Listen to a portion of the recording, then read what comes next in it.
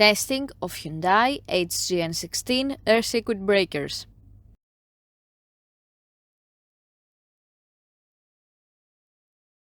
At first, we trip the breaker manually.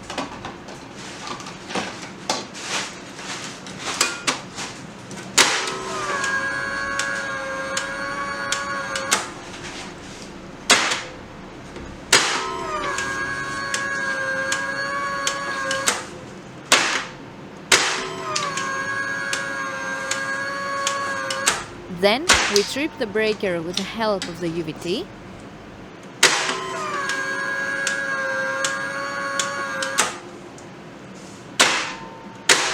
Next, we perform a short time delay test and the breaker trips almost instantly. And lastly, we perform a long time delay test.